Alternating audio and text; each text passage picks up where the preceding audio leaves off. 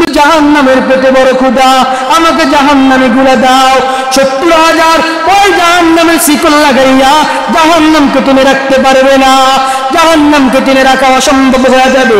ফেরেশতারা বলবে, দয়ার মালিক, ওই জাহান্নামকে তো আমাদের মতো ফেরেশতাদের পক্ষে টেনে রাখা অসম্ভব। হায় আল্লাহ, এখন কি করব? আল্লাহ এক পেয়ালা পানি দিয়া বলবে, যাও যাও, এই পানিটি সুন্নত দিয়ে সাজায় নেই, নবীর সুন্নত অনুযায়ী মানতে থাকি, তাহলে আমাদের দামটা কি আরো বাড়বে না? আমরা তো এমনিতেই শ্রেষ্ঠ নবীর শ্রেষ্ঠ উম্মত, আমরা যদি সবকিছু মিলে আল্লাহ তাআলার কথাকে নবীর সুন্নত অনুযায়ী নিজ জীবনের সঙ্গে চালাইতে পারি, তাহলে দামটা কি আরো দামি হয়ে যাব।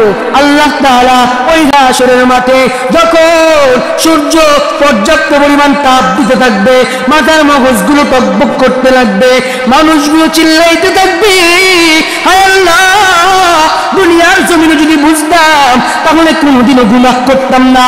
হায় আল্লাহ, একটা বার সুযোগ দাও, হায় আল্লাহ, একটা বার সুযোগ দাও রে আল্লাহ, একটা বার দুনিয়ার জমিনে পাঠাও। হায় আল্লাহ, আপনার ইবাদত ছাড়া ওই দুনিয়ার জমিনে আর কিছুই করবো না। তখন কি সুযোগ আছে? আছে? তখন আর সুযোগ থাকবে না, কারণ আল্লাহ তাআলা আপনাকে দুনিয়ার জিন্দেগিটাই দিয়ে দিয়েছেন আল্লাহ তাআলার ইবাদতের জন্য। আল্লাহ তাআলার কি ইবাদতের জন্য। আল্লাহ বলে, ওমা খলাকতুল জিন্না ওয়াল ইনসা ইল্লা লিয়াবুদুন, বান্দা আমি আল্লাহ দুনিয়ার মধ্যে যত মাখলুক রয়েছে শুধু জিন এবং ইনসান ছাড়া আর সব মাখলুক আমি তোমাদের মতো বান্দার খাদেম বানিয়ে দিলাম, আর তোমাদের মতো বান্দা আমি আল্লাহর খাদেম হয়ে যাও। তোমাদের মতো বান্দা আমি আল্লাহ তাআলার কি ইবাদত করো। দুনিয়ার যত মাখলুক রয়েছে সব তোমাদের খেদমত করবে, আর তোমরা আমি আল্লাহর ইবাদত করো। তো আমাদেরকে এত কিছু দিয়েছেন আল্লাহ তাআলা, এত সুযোগ দিয়েছেন, এরপরও যদি আমরা আল্লাহ তাআলার কথাগুলো নবীর সুন্নতের সাথে সাজায় না নিতে পারি, তাহলে আমাদের মতো কপাল পোড়া আর কেউ হতে পারে না।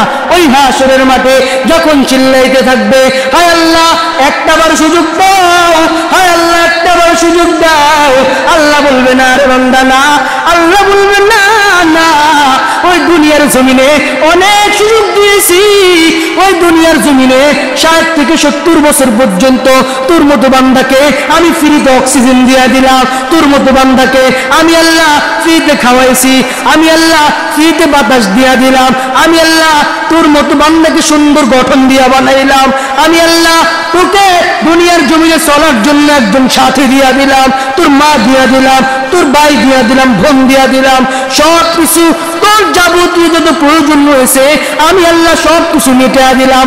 আর তোর মতো নাফরমান বান্দা ওই দুনিয়ার জমিনে থাইকা থাইকা আমি আল্লাহ নাফরমান করছো না বান্দা না না, এই হাশরের মাঠে আজকে তোর মতো বান্দাকেও আমি আল্লাহ চিনি না।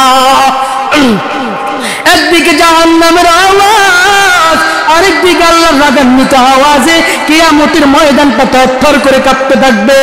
ওই গর্ভবতী মায়েদের, প্রেগনেন্ট মহিলাদের সন্তান প্রসব হয়ে যাবে, ওই মারা অনুভব করতে পারবে না, নিজের হাত নিজে কান্না খায়া ফেলবে, নিজে একটু অনুভব করতে পারবে না। দেখো কেমন মুসিবতের দিন হবে হাশরের মাঠ। একদিকে জাহান্নামের আওয়াজ বলবে, হায় আল্লাহ জাহান্নামী গুলা দাও, হায় আল্লাহ জাহান্নামী গুলা দাও, আমি জাহান্নামের পেটে বড় ক্ষুধা। আল্লাহ বলবে, এরে জাহান্নাম থাম, আমি আল্লাহ তোকে জাহান্নামী গুলা দিব, তবে আমাকে একটু হিসাব নিকাশটা শেষ করতে দে।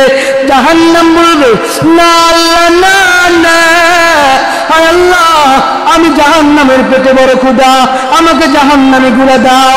70,000 ওই জাহান্নামের শিকল লাগাইয়া জাহান্নামকে টেনে রাখতে পারবে না, জাহান্নামকে টেনে রাখা অসম্ভব হয়ে যাবে। ফেরেশতারা বলবে, দয়ার মালিক, ওই জাহান্নামকে তো আমাদের মতো ফেরেশতাদের পক্ষে টেনে রাখা অসম্ভব। হায় আল্লাহ, এখন কি করব? আল্লাহ এক পেয়ালা পানি দিয়া বলবে, যাও যাও, এই পানি জাহান্নামের গায়ে ছিটিয়ে দেওয়া হবে, জাহান্নাম চিৎকার মেরে পেছন দিকে দৌড়াইবে। সুবহানাল্লাহ। ফেরেশতারা বলবে, হে আল্লাহ, এটা কিসের পানি? যেই জাহান্নামকে 70,000 শিকল দিয়ে টেনে রাখতে পারলাম না, হে আল্লাহ, আপনি সামান্য এতটুকু পানি দ্বারা কিভাবে ফেসনে নিলেন? এই পানি কি আবে হায়াতের পানি নাকি হাউজে কাউসারের পানি? আল্লাহ বলবে, না রে ফেরেশতা, না না, এটা হাউজে কাউসারের পানিও না, এটা আবে হায়াতের পানিও না, এটা হলো আমার দুনিয়ার জমিনে গুনাহগার যুবকের চোখের পানি। সুবহানাল্লাহ। আমাদের মতো বান্দাদের চোখের পানি এত দাম। গুনাহ তো আমরা করবই, আমাদেরকে তো গুনাহ করার সুযোগ আল্লাহ করে দিয়েছেন, এবং গুনাহ করার শয়তান আমাদের পিছনে অল টাইম লেগে আছেন। গুনাহ করার সুযোগ আল্লাহ তাআলা যদি না দিতেন, আমরা বান্দারা গুনাহ করতে পারতাম না। গুনাহ করার সুযোগ আল্লাহ দিয়েছেন, মাফ করার ক্ষমতাও আল্লাহ রেখেছেন।